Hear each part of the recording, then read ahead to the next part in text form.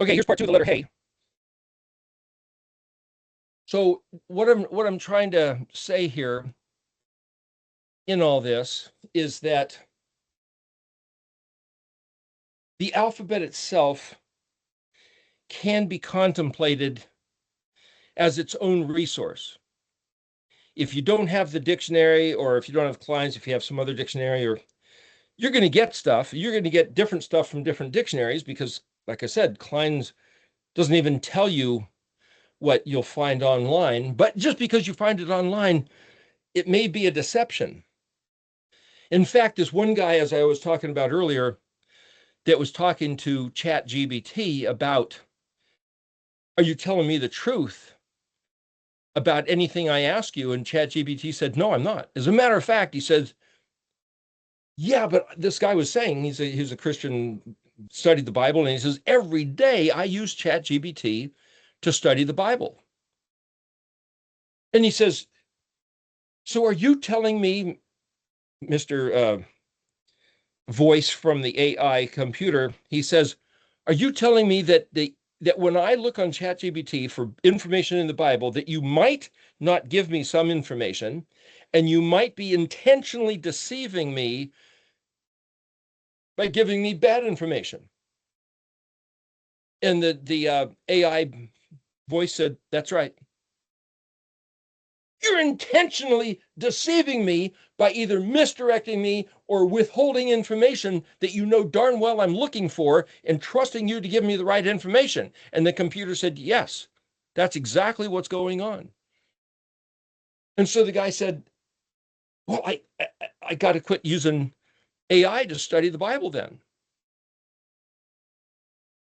I could say the same thing about the dictionary and or the translation. It's like, well, I'm not accusing anybody of being that malevolent, like the Nahash, or like, and especially when he asked the AI, well, why do you do this? And it's like, I was programmed this way. Why? Because the people that programmed the computer, this is according to the computer, intentionally made the computer be a portal for channeling demonic effect, influence. And you could say, well, come on, they don't do it. Was like, well, ask the people in Hollywood making movies and now music, they do the same thing. Well, maybe it's all in their imagination. Well, why? Because people who do witchcraft and sorcery do the same thing, and they'll tell you they do it, and they'll tell you they use Hebrew letters and Greek letters, maybe even Latin letters, and you can use English, but Hebrew's the most powerful. That's what they say. Well, is that true, or is it all just woo-woo? I don't know, and it doesn't matter. The only thing that matters to me is who actually is Yahweh Zavot, the Elohim of Israel. And if he gave us these 22 letters and somebody else doing what he said not to do turns it into witchcraft or sorcery or AI, and then lies about who Yahweh Zavot is, either online, in the dictionary, or from the pulpit, that's got nothing to do with me. Yeshua said, whoever has ears to hear, let him hear. Whoever has ears to hear, well, is that a choice? Can you choose to have ears to hear? Is that your dalit, to have ears to hear? Let him hear. Is that the hey? So is hey a command where he says, see, now I have to go back and read that verse and see it differently. Instead of just reading a Bible verse in the New Testament, whoever has ears to hear, let him hear what the Spirit is saying to the church. That's Book of Revelation. What does that mean? That means it's possible to not hear. That means it's possible to have ears that don't hear, or that you have ears to hear, but you maybe don't hear unless he commands you to be able to hear. See, there's all these variables based on how do I analyze the program. So I can sit here and go back, and so there's various times in the past where we've gone through these studies where are suggesting the same way you can read the alphabet in sequence, and this is the bottom part of the chart. This is the section down here, just black and white, none of these other colors. The black and white section at the bottom, where over on this side, there's the Exodus 20 in the extreme right column, Jeremiah 31, and Daniel 12. That's what these are. And this is broken down into phases, each of the letters like a phase of the logical progression of what's being said in each of those three passages. And there's numerous other places in scripture. I could have had 100 of, just put those three, where you can line them up and say, that's the pattern of logical thought. We'll go through those three in this course of going through this chart.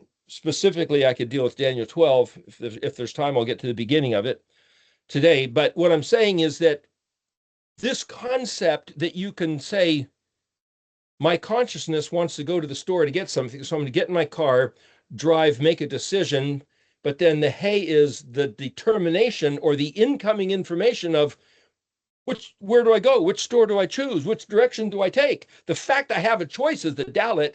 Hey is, hey is incoming information that I don't have. It has to be, it's other information. So then, as I said before, and I'm trying to use this occasion to explain stuff I've explained before, not to be reiterating, but just to say this chart is its own spring of water, you might say, its own spring of information, which was, you might say, the source of all these other things I've talked about. So by bringing in these other ideas and discussions and saying them again, some people might watch this video that has never watched any of those other ones, or if you hear those other ones, you go, oh, that I see, that's why the connection is there. Anyway, like for the word hey, HMShKN hey, which is translated the bush, Exodus 3, the bush that was on fire. Hey, HMShKN hey. Well, the first hey is translated the, then there's HMShKN hey, which is translated bush. But hey is an expression, so what's HMShKN? Well, HMShKN Aleph is squirrel. Well, if HMShKN hey is a bush, why is HMShKN Aleph a squirrel? What's that got to do with Samik and Noon? Well, squirrels live in trees. Is that the same as the bush? Etz, Ayin Zadi is tree. This is bush. Well, what's Samik and Noon? Samik is an engineered structure. The letter over here in the orange. And Noon, right next to it, in the red, well, that's a fish that jumps out of the water. A trellis and a fish. What has that got to do with a tree, a bush? What's that got to do with a bush on fire? Hey, HMShKN hey. You got to look at it differently. If Samik is an engineered structure and drawn, see, in modern, it's drawn as a circle. What is that? Well, that's another part of the story. We'll get there later. But what I'm saying is that Paleo-Samik is drawn like a tree or like a skeleton, a backbone with ribs, a trunk with branches, a square-masted ship with a mast with 3 yardarms, column and row, concept, picture, engineered structure, trellis, verticality, horizontality. An engineered structure of support, like a skeleton, like a tree shape, that's Samik. Something that is fit together according to standards of building, of load and stresses of physics, chemistry, mathematics. All that's the Samik. What's Noon? Well, if Noon is the fish that jumps out of the Mem water, the baby that's born out of Mem, the womb, Noon can be, boy, my stomach's empty and I'm hungry. Okay, the Mem is the empty stomach, and the Noon is the hunger pang. Or Mem is taking something to heart, and Noon is, I got a big idea now. Noon jumps out of the Mem. Yeah, but there's no Mem. There's a bush that's on fire. Hey, HMShKN hey. But if I could sit there and say, well, what's the first hey? The. What's the second hey? Express. In order to say the, what does that mean is going on? That means if hey is incoming information,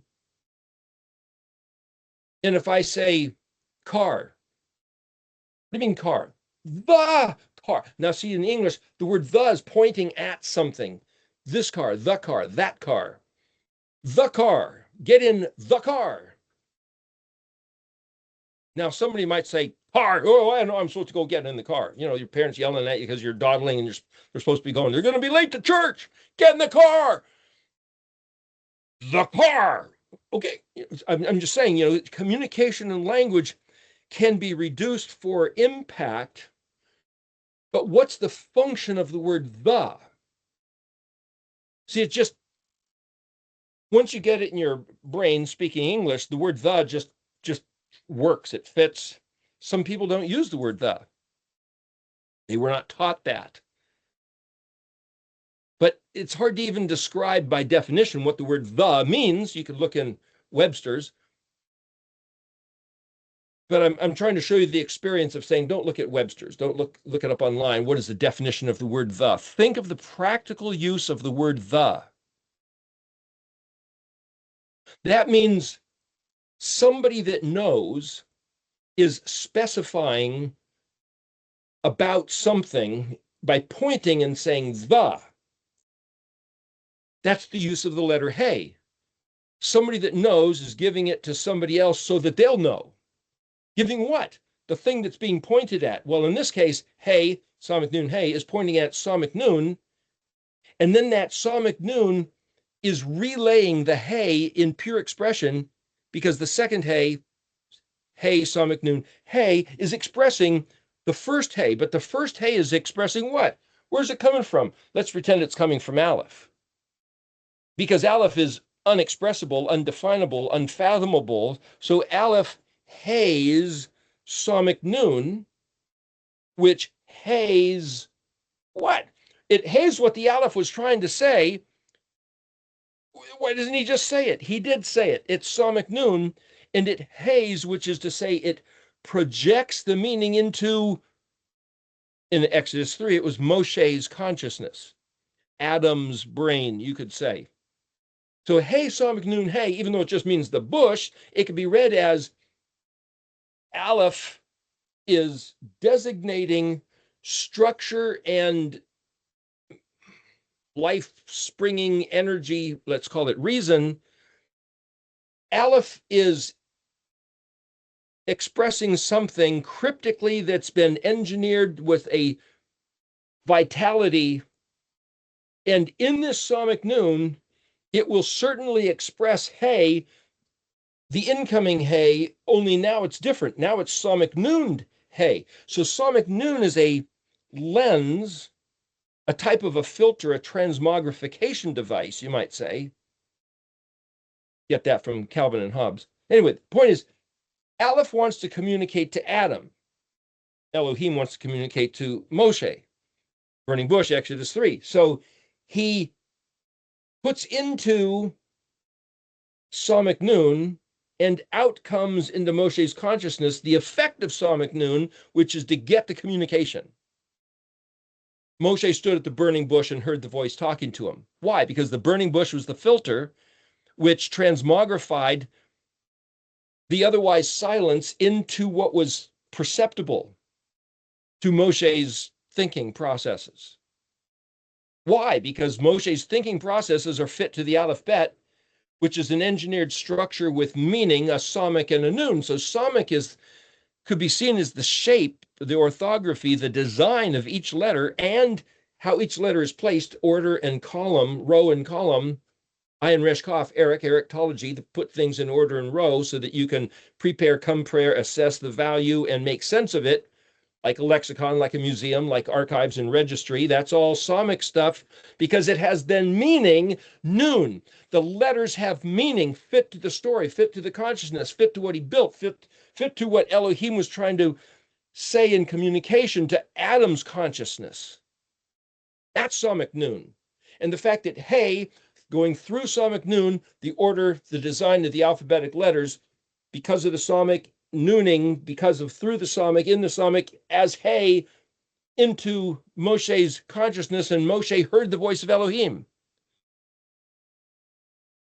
But the story just reads that he stood there at the burning bush. What's the burning?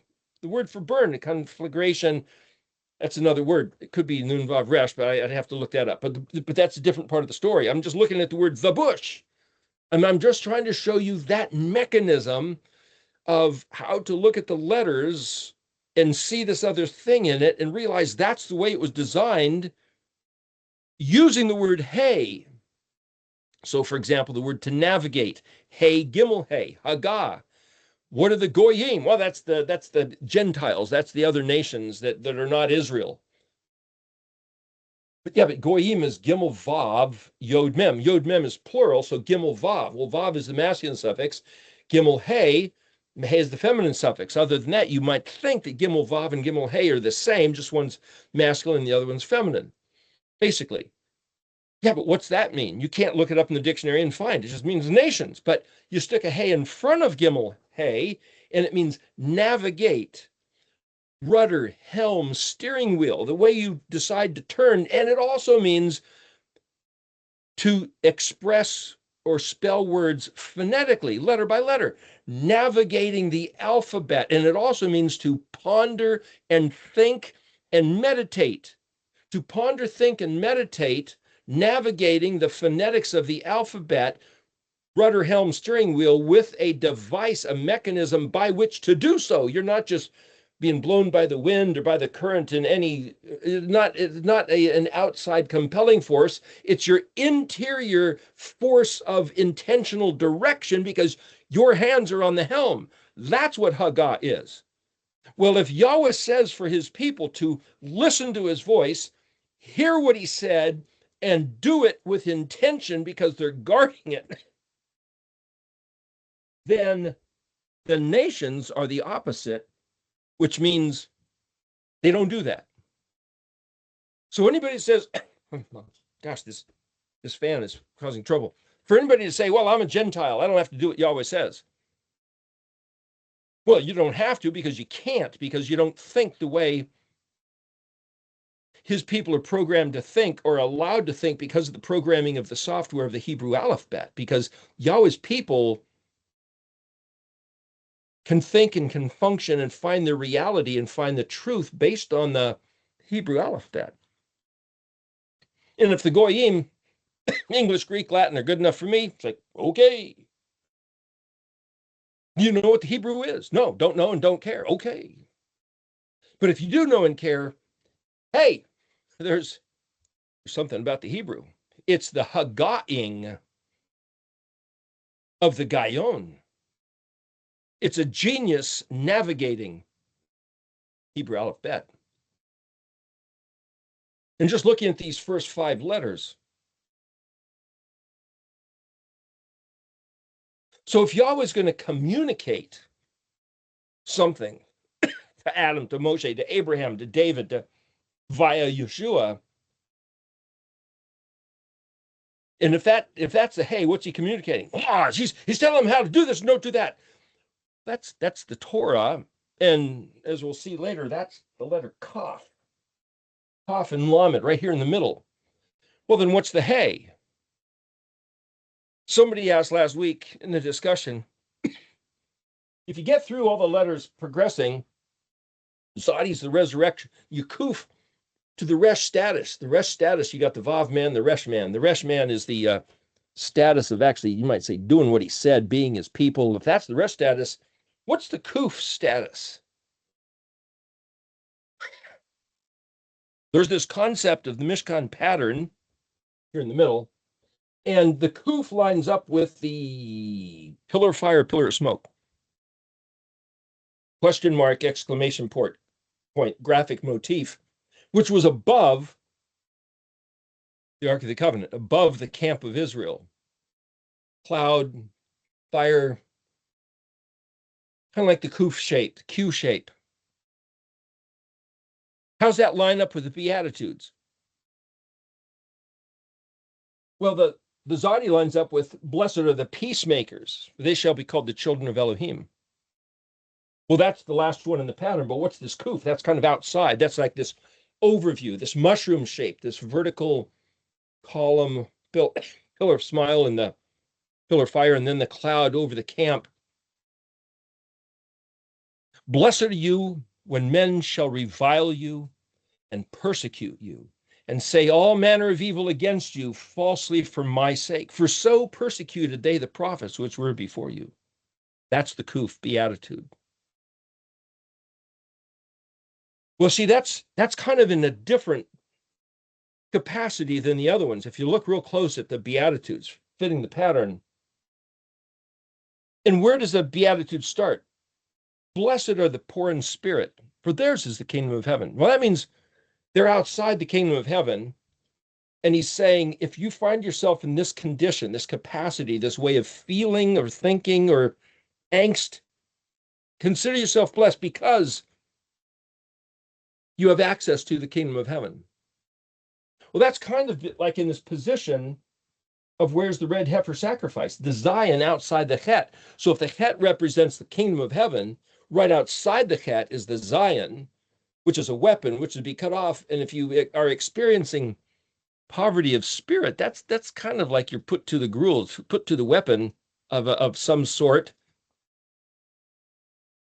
So if that's in this black column outside the Mishkan pattern, and the Mishkan pattern is the kingdom of heaven, and this one lines up in the black column outside the pattern, meaning that it's raising up above, spreading out over the camp, it throws you back into the same realm as Zion. So the Kuf view, and I'm trying to tell you what I see in this whole thing, which is the reason for this format here, is that you find yourself in a predicament in life. It's like, what the heck is going on? Why, come on, really? Why is this? Finances, mental torments, physicality, relationship, whatever it might be. Car is broken down. The dog stepped on a thorn. I mean, it could be whatever. You can run to Yahweh, the kingdom of heaven. Blessed are you who are poor in spirit, for yours is the kingdom of heaven. Why would he say that? Think about why would he say the kingdom of heaven is accessed by, belongs to, or somehow yours is the kingdom of heaven if you qualify by being poor of spirit. Ayin Nun Hey, that word used in Isaiah 58, that means answer, reply, that means to sing, that means to be humble, afflicted, bowed down, oppressed, to make it your concern in business. That's the word poor. In spirit, blessed are you who are oppressed in spirit. Blessed are you who respond in spirit. Blessed are you who are just burdened in spirit.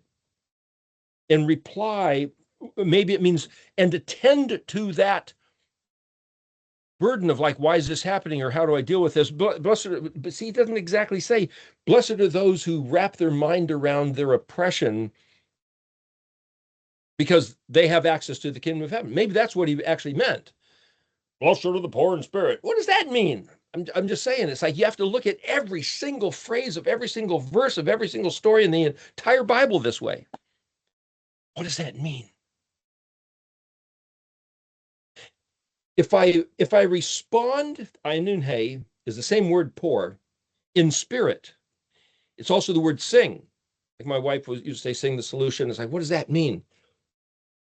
That's kantar, that's kantar, that's incantation, that's singing liturgy. There's something about singing liturgy. That's why they use it. That's why it works. That's why it's beautiful in church. There's something about singing your prayers or singing the Psalms. There's something about music. Nun Gimel Nun, Nagan, is one of the words that means that. Shir, Shin Yod Resh is another. There are half a dozen words or so in Hebrew. But my point is, blessed are the poor in spirit because they're attending to these things. And if that's right there, if there's the kingdom of heaven, then to use the Mishkan pattern is to say, Yahweh is my Elohim. What did he say? That's the Torah. Take it to heart. Then what did he say to do? There's the Samach, the ayah bear this fruit, ayin the pay, and then Zadi, and then Kuf picks you up and throws you back to the beginning. Like, is that the picture? Like the trunk of the tree that bears a branch that drops the fruit? It's like this big circle. The Kuf is actually like this big circle coming back and throwing you back in your predicament. So the consciousness of the Mishkan pattern is, what do you do? And I could sit here and take an hour and describe the Mishkan pattern. Well, when you're in a predicament out in the dark zone here, the chosek of outside, oh no, my car broke down. I'm in the middle of nowhere. That's a predicament. Blessed are you, because yours is the kingdom of heaven. Yahweh is my Elohim. What do I do? There's a big white fence. What's the Torah say? There's the Kaf Lamed. Well, what he said was, give him praise and thanks in all matters. That's a good place to start. And he said he'd provide. Okay, I'm going to take that to heart and start there. Well, that's the labor. That's mem. And then, okay, I'm going to say thank you, Yahweh, that I'm stuck in the middle of nowhere and in big trouble. There's the Samek. I'm just doing what he said. And the ayin, what fruit is going to bear of it? Well, now he's going to somehow provide something. And I'm going to pay the mouth, eat of what his provision is of bearing the fruit of me doing what he said. So that's Samek ayin pay. And there's going to be this blossoming where I can say, Todah Yahweh, for rescuing me. And I can feel rescued. And yet, wait a minute, I've had this happen before. And it's like, wait a minute. I feel like I'm rescued, like everything's changed, but nothing has changed. I'm still out here in the middle of the dark with a broken car. That's the kufu, but putting back in the same, you realize you're staying in the same predicament, even though nothing's manifested yet, perhaps, but within you, everything's changed because of this Mishkan pattern, as this little ritual loop of just like taking a deck of cards and kind of like a flip book. It's in this little animation sequence, you might say, the Mishkan pattern, and it changes you. You're the animated sequence, your mind, your mental, your inner spirit. Theirs is the kingdom of heaven. This kingdom of heaven, just run through this thing and it works. I'm telling you. And there was this one time, and I thought, well, gosh, everything's all better. And I wish I would have, dang nabbit. I wish maybe this was just a test, and when I was in the middle of the heat of the test, I wish I would have not failed. I wish instead of being grumbled and complaining, oh, where are you? I wish I would have said thank you for helping me and everything, because now that you've helped me and everything is great. Wait a minute, he hasn't helped me yet. Things are still just as bad. I did respond by doing what he said, and I'm still in the middle of it. What the heck? And I all of a sudden there was this mind warp distortion of me not realizing, well, have I been helped yet or not? No, I haven't been helped yet, but I'm thinking that I have. That's the effect of pondering these things. And I started to think, like I said, gee, I wished I would have not failed. I didn't fail. I had the experience of poor in spirit. Oh, grief, woe, pain, suffering. But I responded, Yahweh is my Elohim. What did he say? Went through this little take it to heart and do what he said. And everything zodied, sprouted into a flourish of light and feeling of safety and comfort. And yet the circumstances were still there. Poof, back into the darkness, and realizing the answer to the question that the lady asked last week was, what do you do? How do you coof? There was a phrase in a movie, the dude abides. That's the answer. That's what I tried to say, but I thought of the phrase, the dude abides. The word dude is the same as dad, which is also uncle, which is also beloved, Dodi. Just abide. Just be there. Like I said, it's like the kuf isn't something else that now you're doing. It's doing the stuff. It's just being. It's just doing everything he said to do. That's the kuf view, is like, hey, you might still be in the darkness, but Yahweh is my Elohim, and I'm going to take on his consciousness, and that's reshing. That's being the resh. See, the kuf is, each one of the letters is in each one of the letters. And it's just a matter of saying, hey,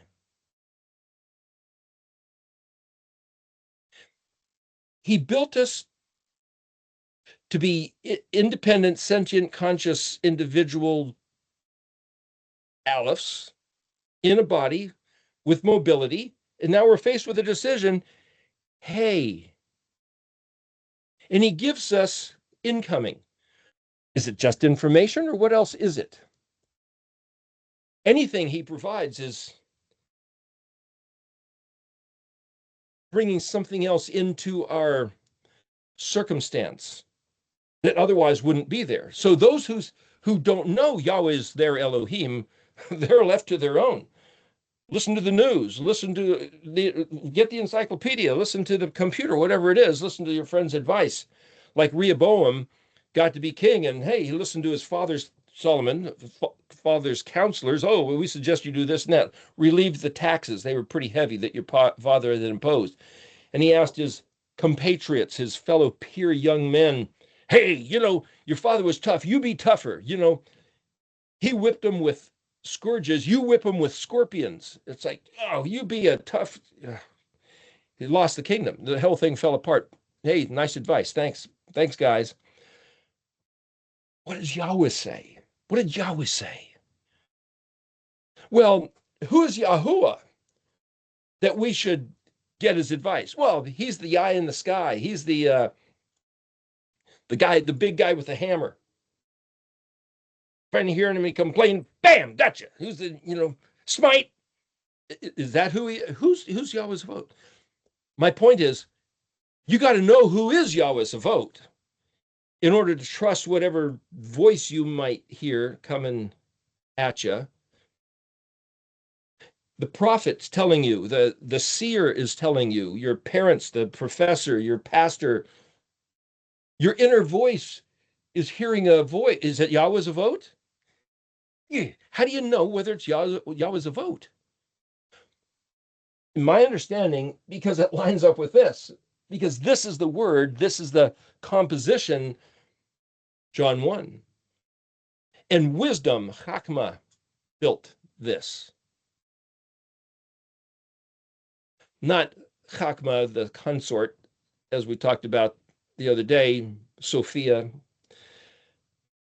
That's what it's called. But it's like, how does this all fit together? How does this work? And if he built the whole thing, then if you know these letters, if you know this alphabet, if you know what this is that not knowing truth? Yeah, but Bible doesn't say God is truth. I mean, it makes some mention about that. Pilate even asked Yeshua, hey, what is truth? Like there's some great philosophical quandary. What is truth? Told the story that one person told me, a young man was working with him one time, and he said, I've never known anybody that knew the truth. Nobody can tell me the truth. We're doing a construction project, and I said, I could tell you the truth. I know the truth. We worked the rest of the day. He never asked me. And at the end of the day, I said, you said earlier that you never met anybody who knew the truth. I told you I knew the truth, and I could tell you what it was, and you never asked me what it was.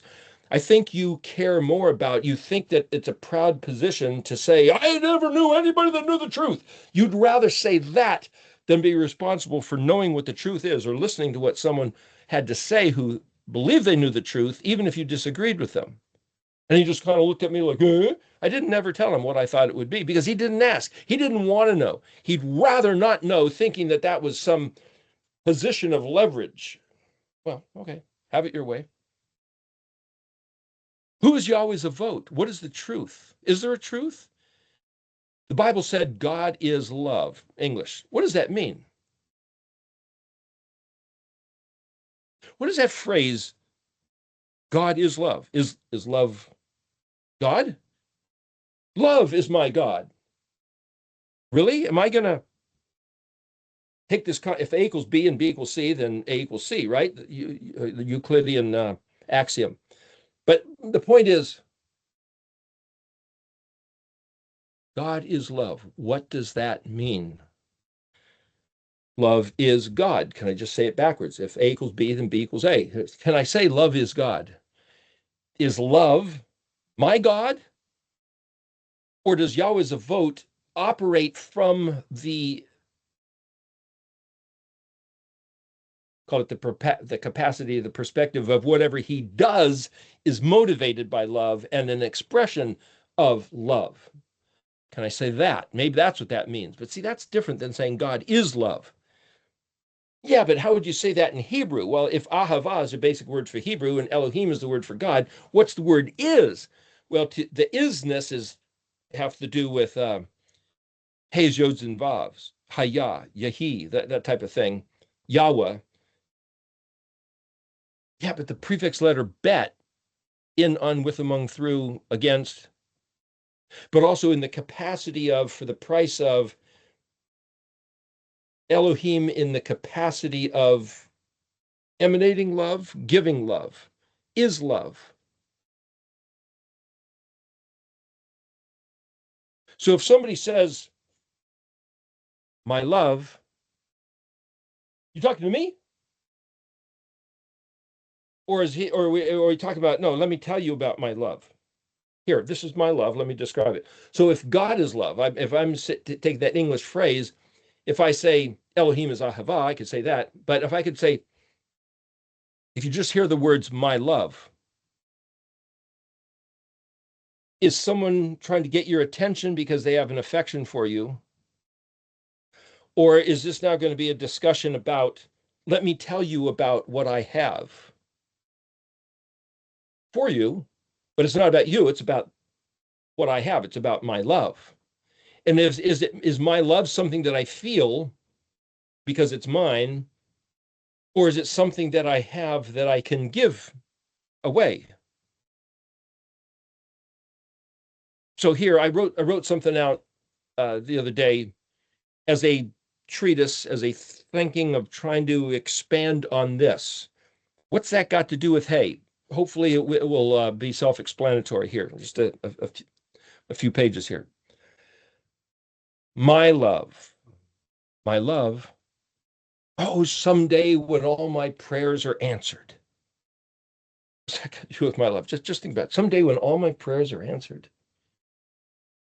Picture that state of being for yourself. If you were to say, someday when all my prayers are answered, try to picture that space to be, that consciousness. My love, that phrase, those two words, stop, think, consider, ponder, haga, navigate, feel that. My love. Where's it directed? To whom is it focused upon? Is it a statement of description? You know it's you I'm talking about. You are my love. Or is it a concept? I'm saying I have a quality, a quantity of resource, and I have a decision. Where will I now direct it? Where will I project my love? I give you all my love. I give you access to withdraw from the pool as you need. I have an imagination. I fantasize about how it is, how it's going to be when love blossoms, is allowed to bloom into full expression. I'm invested in believing the fantasy to be reality. I'm not just fantasizing. It's going to be one day. I got some ideas, I tell you. Just only us, now in the state of pondering, of nurturing, imagining, tending the heart garden as if all is well, in a state or just a stage of development, a spark, now a seed, a bud, a sprout, not yet a flower, a fruit, phases, becoming. Every song is about you. It's about us. It's about what should be as if it is. Sounds like a love becoming, being. Does Yahweh dream? Does Yahweh wish for? A few times, like one of them was on Mount Sinai, he said, if only. It's like, if Yahweh's saying, if only, he's obviously imagining a time with circumstances, not yet. In fact, if we describe what he's imagining, we could say I don't see historically where it's ever yet been realized, such as we know. Maybe it has, like in the days of David, or maybe Abraham, or with Yeshua, he said, you are my beloved son in whom I'm well pleased. So there was at least that one man walking the earth where the voice of Yahweh said, this is my dream. This is what I was hoping for. He had to come down and have his own son walk it out because what? We failed him so badly continually, but he's picturing if only. See, he's imagining this love story where he can express his love and we tap into and withdraw from the pool of resource of his love because we are his love. Who's we? Who's he? He's picturing a now, though yet future, as if now. That's kind of like prayer, what they say about prayer. Yahushua said, when you ask for something, believe that you receive it as if it's now, even though you haven't received it. The function of the Mishkan pattern. Thank you, Yahweh. Take it to heart. Do what he said. And it's like, hey, it's been resolved. No, it hasn't. I'm still in the same circumstance. It's that kind of, where's now? Where's what's the future? Am I projecting a fantasy or is it reality? That's what this whole thing is. What does Yahuwah imagine? What does Yahuwah fantasize about? Just to put it into a context of so you can relate. Who does Yahweh pray to when he wants something he doesn't have? Oh, come on, he's Elohim. He's not going to pray to anybody. He says he's the only one. There's nobody else to request. He says, if only, like, boy, I wish I had something I don't have. He talks about how his dreams got broken. Shin Bet Resh, Shavar, breaking of dreams. Imagine if he could pray, what would he ask for? What does he want? Think about that. If Yahweh could have a prayer, a dream, if I could only have this, do you know what that would be? He tells us, in a way, he does pray. He prays to us, does he not? He says, would you please hear my voice? Would you please regard me, adore me, cater to my preferences? Would you please give me what I desire, be who I desire? You could be, here, this is what Yahweh says to his people, Israel. Here, I'll dress you up in what pleases me. Moedim, Leviticus 23. I'll tell you how to love me. I'll give you the script, tell you what to say. You just go along, play with me, be my Kadoshi. But please, be yourself, not a bot, not a robot, no Yah bots, no programming. Sing to me from your soul, your personal broken vessel. Touch me with your withered corruption. Embrace me in your leprosy. Be my love. As you fly, when you crawl, just be mine. Blessed or pained, visions of glory, confusion of doom. Be my glory. Be my one to run to, my one to cling to.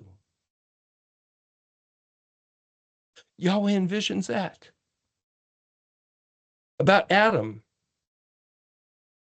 family of Abraham, Israel. Yeshua came to secure that. Yahweh has Yeshua, but he wants Israel. What is that about? It's not just one or the other, Yeshua or Israel. He wants, it's not a harem where he wants a whole bunch of different.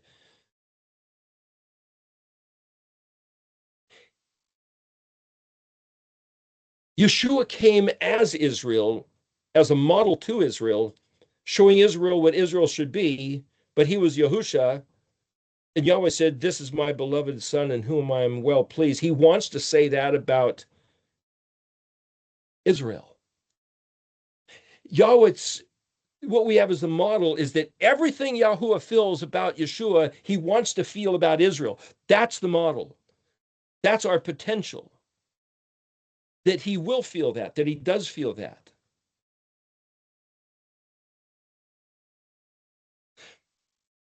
That thing in Leviticus or Jeremiah 31, where Ephraim slaps his thigh and says, oh, what a fool I've been. Ever since I rebelled, I've repented. Bring me back and I will come back. And Yahweh says, what? Is Ephraim such a dear, beloved child or my favorite son that whenever I think of him, my heart grows fonder and fonder? He's basically saying, I want to miss you. If we act like such scoundrels and aliens and foreign to his familiarity that get out of here. He wants to miss Ephraim, Israel, his people. So that soon as he thinks of him, when he hears Ephraim saying that line, I'm your Ben Yekiri, I'm your Yalad Shashayim, your joy, your dear precious. I've missed Ephraim. He thinks about what he doesn't have, wanting it as if it was the reality he could have, and he's asking us to be that. He wants Israel. He wants you and me to be Israel. He wants you to be you, but not just you. He wants you to be Israel. That's the ideal. That's his fantasy. Hey, you've got free will, but look, there's more. You're free to be Israel. My delight, alamod, chafatzi al hamod. You being Israel, dressed up in formal attire.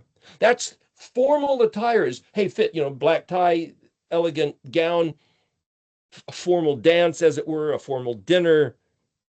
That's the idea of formal. That's the Moedim. With all your own volition. Tie for yourselves, zitziot. Make them be whatever you want. You don't have to match the rabbinical model. Beautiful in my eyes. Ifa be aini. How do you be beautiful in his eyes? Beauty in the eye of the beholder. What does Yahweh see as beauty? We don't have to be the smartest, the genius. We don't have to be the most capable, the best musician, the fittest gymnast. Come to me in your broken vessel, your contamination, your leprosy. When he hugged the leper, when Yeshua hugged the leper, didn't he know he might get leprosy? He healed the leper of his leprosy. So hungry for love is Yahuwah. So hungry for the bet to gimel with the dalet of loving him. But he's willing to let go and remain separated. He's not going to compel. He will just, hey, for the bet to dalet, gimeling tethered to him. What's love look like? How do you know when you're being loved? Can you be being loved and not know it? Have no clue, blind as a bat? Love? What? Hey, what? Somebody loves me? I had that experience before. Somebody said, didn't you feel my love? And it's like, what? No, what? What are you talking about? Gosh, why am I so ignorant, so dense, so chosek? I didn't know. You could have told me. It's not the same thing as feeling it. Yahweh pours it on, and we, what? They said that with the church, they said, what's Yahweh's love about? We love God with all our hearts,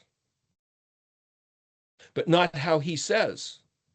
It's very disturbed. It's scary wrong. It's like, holy bullshit, man. What's going on here? What's the state of the universe, the state of the nation? What's the state of his people? Are we loving our love?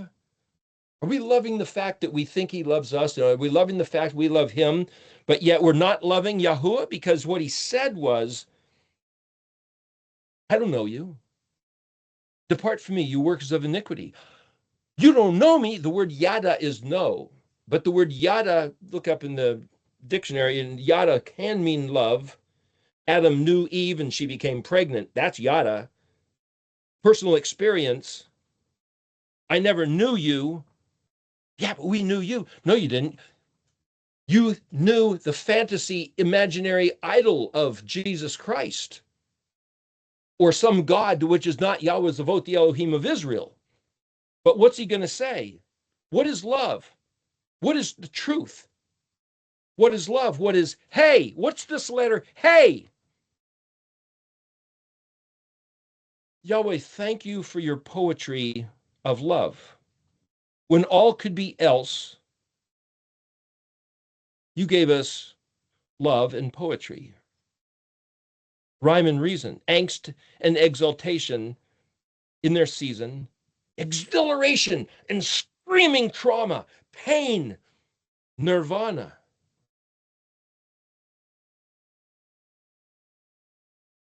The dude abides. Dance. Just dance, Aretz. O object of my affection, just dance. Dance with me when it hurts. Dance with me. Comfort and joy, B'Shem Yahusha, I claim his comfort and joy. I crave, I claim. The tidings proclaimed, I declare, I receive, I embrace, I am. Rachem Simcha, comfort and joy. Transform my core, transfigure me. Chadwa, Gila, joy and exaltation. Can I claim that and be that? Come away with me. Stay with me.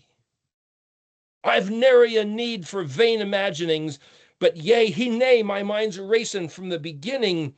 Barash Haya, the same as ever. What if words be true? The words, what do you say? Align, affirm, validate, express. What if words are truth? Stay here with me.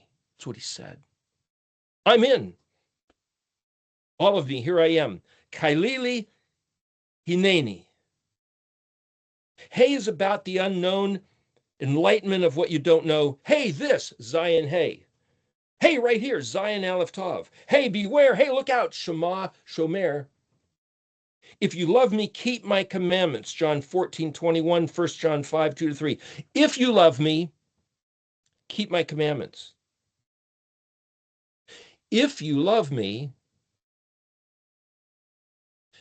keep my commandments. And if you love me and keep my commandments, then I'm the door and you have access to my Father's house, and he loves you because you love me because you keep my commandments. So is keeping the commandments the door?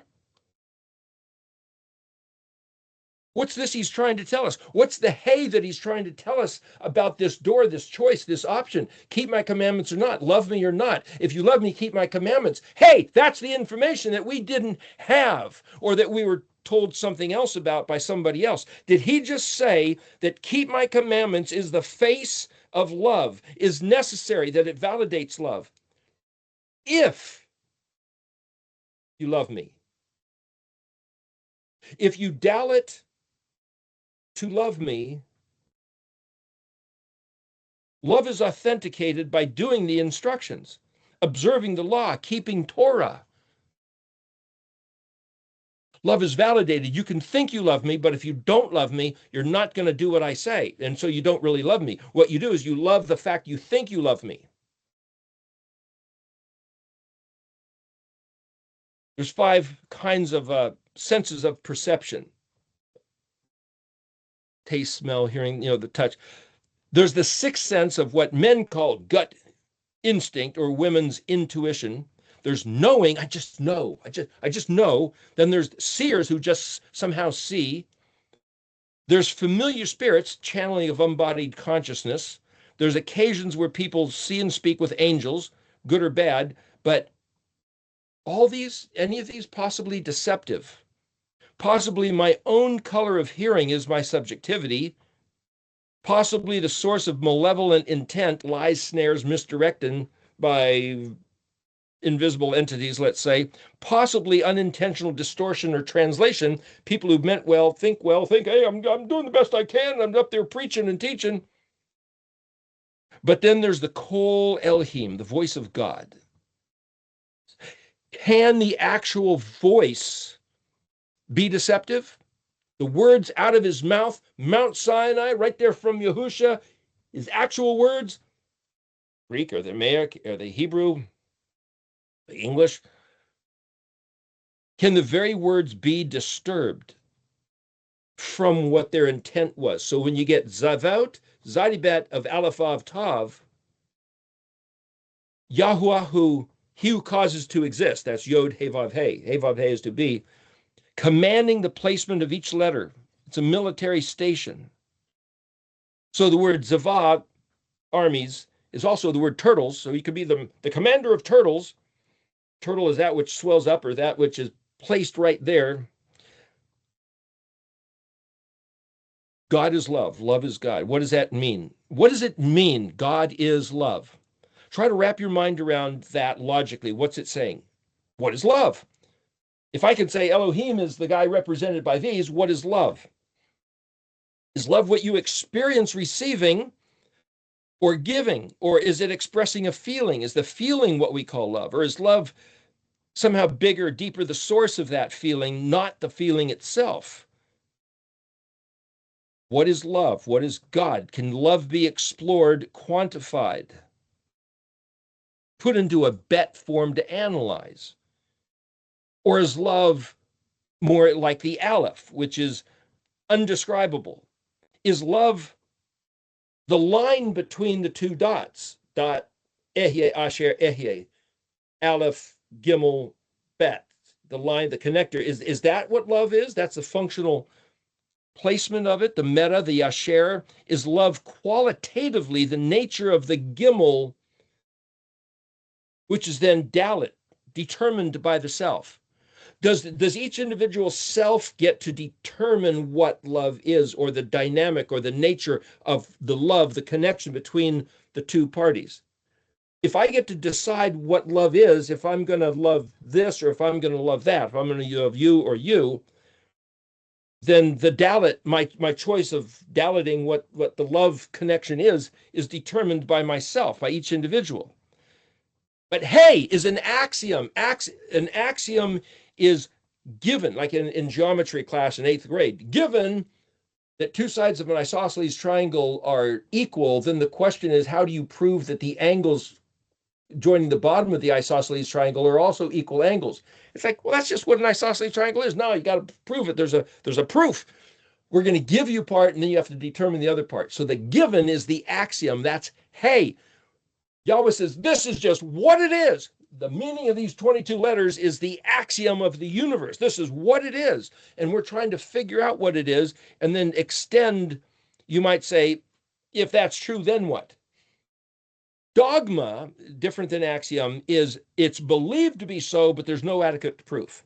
The adequate proof that this alphabet is an axiom and not a dogma is the fact that it all fits the Mishkan pattern and the gospel narrative story chronologically of each letter in order. That's the proof.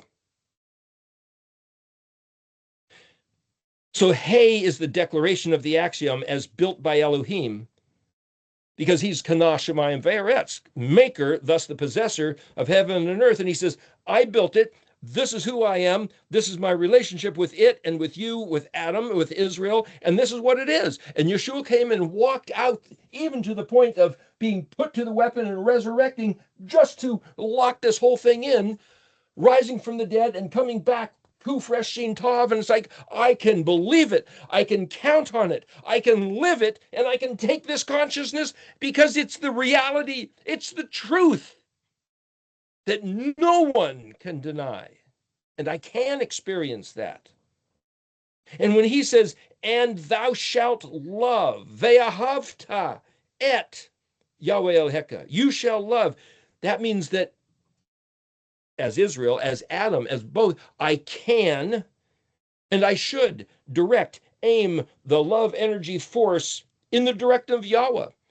Love one another, love your neighbors, you love yourself. So I have to, I then can dial it, I can choose, because he's haying me, he's telling me, I can choose, I can aim the love, energy, force at myself, love myself, at my neighbor, at my enemy, at Yahuwah. That's the functional, what I ought to be doing as a human being while I'm abiding. There's going to be a judgment. Oh, did you brush your teeth like you're supposed to? Did you mow the lawn, or did you cheat and not mow the back corner? Did you lie the person when you... What are we going to be judged on? Perhaps we'll be judged on, did we love? Did you learn to love? I heard somebody had a near-death experience one time, and they were asked that question. They met Yeshua. Well, I'm up in here in heaven. Did you learn to love? What? Well, maybe not. What? Back to earth. Well, come on, man. Back to earth, and they were telling the story about it. Did you learn to love? So is Dalit the love energy force that we choose to focus in some specific direction? Do we each get to define what that is? Or if Dalit is the fact, we have a choice. If we choose to, we're allowed, because we have freedom of will, that we can choose when and where and upon which receiver is then going to get this projection. And is love whatever I choose it to be? Or then is that if I get to choose, then if the next letter is hey, maybe that hey is the love that I'm emanating, or that Yahuwah is emanating to me. So I'm just saying that from this type of reasoning, it looks like hey is the love itself. It's a variable. I could say, is love here different than the love there? That I get to Dalit that decision. Think back to the very beginning. Hey, you, Adam, nice to meet you. What's the first thing Yahuwah said to Adam? I'm Aleph, your bet. You're my bet, like a pet, unlike all the others. All the other animals, all the other trees and fish and birds. You, Adam, you're my bet. I have you on a gimel, a leash tethered to me. I also give you free will. You get to choose. You, like me, are also an Aleph. You, like me, can get your own bet to gimel with, dot line dot. The way you do that is I give you this Dalit, this door. I built into you like a faucet valve or a projector where you can turn it on and aim it wherever. You have this love energy force that you decide where it goes. Hey, Adam, right here. Aim your Dalit here at me. Then back referencing the Gimel, you do that. You do that, Adam, by listening to me, by doing what I said. Don't eat the fruit of that tree. Now, the Vav, the connection, you do what I said because you listened to me. And the connection, the dot line dot, is connected. But you don't listen to me, you don't obey, we're disconnected, no contact. And you die, Adam. That's the Zion. Hey, Adam, that's it, man. Everything else is functional. It's just, well, if this is Aleph through Zion, then here, this is what you do. This is your occupation. This is your het. This is your, you name the animals and keep the garden tidy. Otherwise, do anything you please. No limit, no restriction, except don't eat the fruit of that one tree. You'll die, but otherwise, it's all good. Here's the full basket. So here's like het, tet, yod. Here's the full basket. Cornucopia, except one fruit. A cornucopia is that picture of that basket sort of thing, a funnel-shaped basket with all the fruit coming out of it, but one fruit's missing. That's the law, the instruction, 5 minutes. Cornucopia, abundance, except for one fruit specimen. Otherwise, go for it, Adam. Hey, you wouldn't even know by looking at, hey, Adam, the fruit on that tree looks fine. The bacon smells delicious. So that's why I'm telling you, I'm giving you my words of information. Don't eat it. Here's the cough, the lines of instruction. As bad as the fruit is, it really will kill you. It seems good, logically even good, no problem. But I'm telling you, cough, just so you know, don't eat it. It will kill you. And also, just so you know, now here's this Lamed, this authority. The only reason that tree exists in the garden is to provoke the issue of you listening to me or not. Hey, Adam, you listening? Don't eat it. Now, there's a thing, I fit these other letters in after I wrote this thing and just saying, hey, it lines up with the alphabet. Mem, I wouldn't lie to you, Adam. I have no motive to deceive you, to lead you astray. An enemy might deceive you, lead you astray, in order to separate you from me, to get you to break the leash. An enemy might betray you, beguile you, to take away from you what I give you. Hey, Adam, I give you my love, my dalit, my ahav. I give you truth. Trust me, I give you choice so you can choose me. My word, my voice, my love, my dalit, my Torah truth will never change.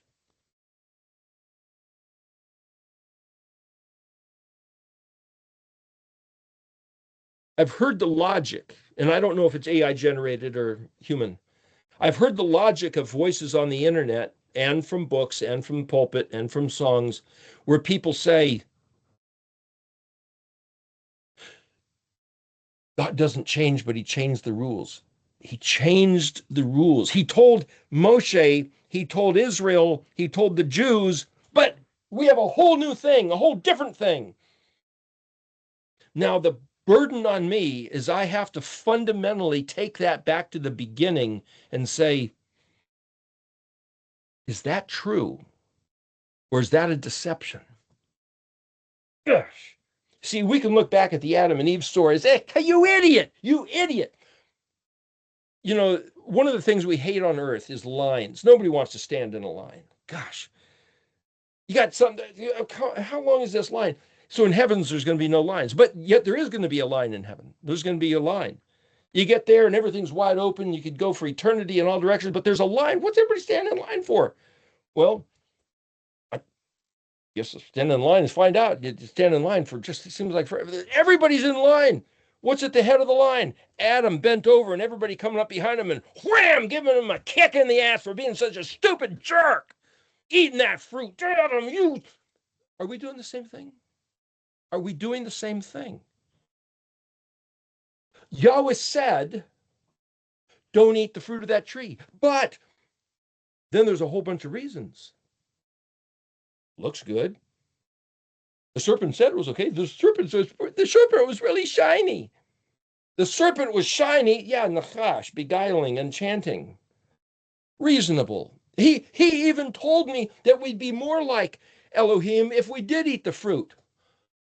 He told us that all food is clean. He told us that God changed the laws. He told us that the Torah was bad laws that nobody can live by. He told me that the ceremonial law was nailed to the cross. He told us that Yahweh's Avot is now the Lord God who loves you. But Yeshua said, if you love me, keep my commandments. And if you live lawlessly, I never knew you, and you're not going to get in. Does that mean you just won't get into the city of Jerusalem, but you'll have to stand outside? Or does that mean you're going to burn in the lake of fire? Pretty serious stuff. Hey, warning. Anyway, I believe we're at the end here. Let me just say this one last thing about Daniel 12. Try to get into it next week. Hey, Daniel, here's your commission. Hide the words and seal the sefer until the time of Kuf Zadi. Put them in some kind of a container, a bet, a seed, a house, a body, shell, environment.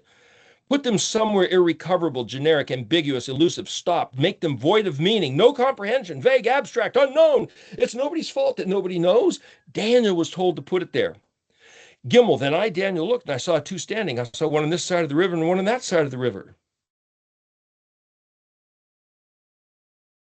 And then he says to the one that's above the waters of the river, clothed in white linen, hey, how long till the end of these wonders? But what that is how long to the Kuf Zadi of the Paleot, Pei Lamed Aleph Vav Tav, the hidden Aleph Vav Tav.